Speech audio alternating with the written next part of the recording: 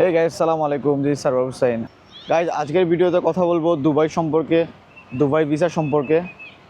বাংলাদেশিদের জন্য স্পেশালি যে ভিজিট ভিসা, লেবার ভিসা বলেন, আর কোন কোন ক্যাটাগরির ভিসা অ্যাকচুয়ালি চালু আছে, বা এখন কি বাংলাদেশ থেকে লোক কি আসতে পারবে কি না, এই সংক্রান্ত তথ্য এবং এই সংক্রান্ত কিছু কথাবার্তা আজকে বলবো। কারণ হচ্ছে অনেক কমেন্ট আসতেছিল, ভাই ভিসা সম্পর্কে কিছু বলেন, দুবাই সম্পর্কে কিছু বলেন। তো আজকে এটা নিয়ে কথা বলবো। অ্যান্ড গাইজ, আমি এখন বর্তমানে আছি শারজাহ রুলা সেন্ট্রাল পার্কে। খুবই সুন্দর একটা পার্ক, এটা ঘুরে দেখাবো, প্লাস ওইটার সাথে সাথে আমি আপনাদের তথ্য দেওয়ার চেষ্টা করব। So let's start the video. তো প্রথমত ভালো দিকটা বলি, বর্তমানে দুবাইয়ের ট্রান্সফার ভিসা চালু আছে। কেউ যদি কোম্পানি চেঞ্জ করতে চায় তাহলে এখন সুযোগ দেওয়া হয়েছে, বর্তমানে ক্যান্সেল করে নো অবজেকশন লেটার নিয়ে অন্য কোম্পানিতে জয়েন করতে পারবে। এই একটা অপশন শুধু চালু আছে।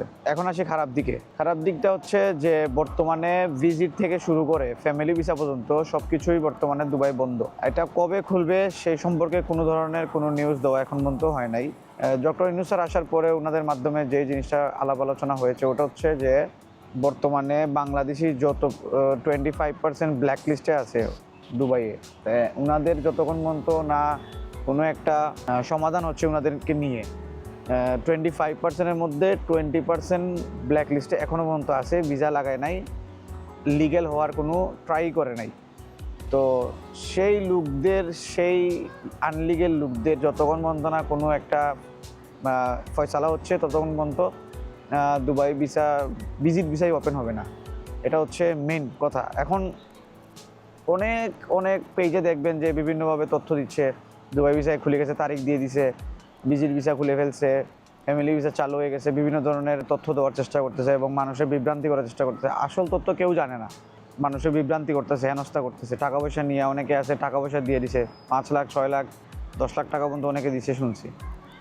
তো এগুলো হলো পাগলামি, বোকামি। এগুলা এখন পর্যন্ত বাংলাদেশের ভিসা নিয়ে কোনো ধরনের কোনো তথ্য এখন পর্যন্ত কোনো কিছুই জানানো হয় নাই যে দুবাই ভিজিট ভিসা সম্পর্কে বাংলাদেশের জন্য বর্তমানে রেস্ট্রাইক আছে। এটা হলো মেন কথা। এবং কয়েকটা ক্যাটাগরি চালু আছে যারা আসতে পারবে বাংলাদেশ থেকে। সেটা হচ্ছে লেবার ভিসা নিয়েও আসতে পারবে, ফ্যামিলি ভিসাও নিয়েও আসতে পারবে, বিজনেস ভিসা নিয়েও আসতে পারবে। এখন কারা আসতে পারবে?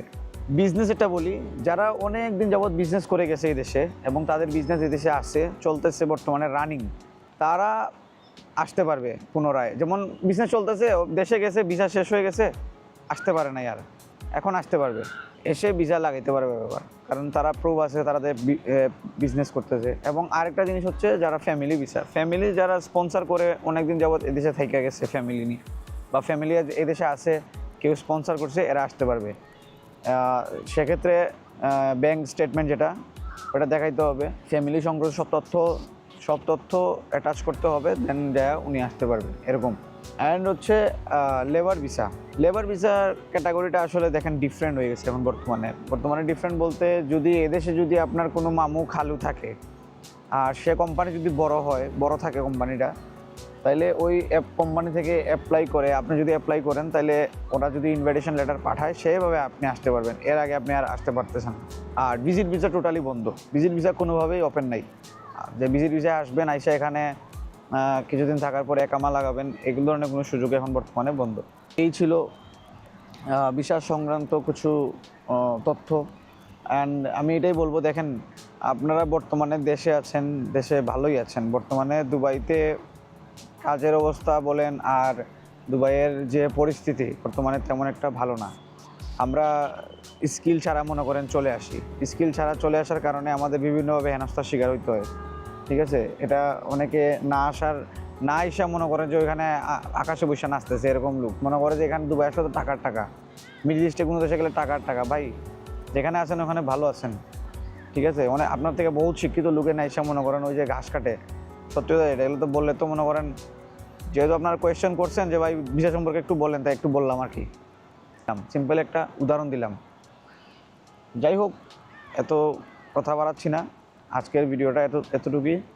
অ্যান্ড আর কিছু যদি জানার থাকে তাহলে অবশ্যই কমেন্ট বক্সে জানাবেন, জানানোর চেষ্টা করব ইনশাল্লাহ। আসসালামু আলাইকুম সবাইকে।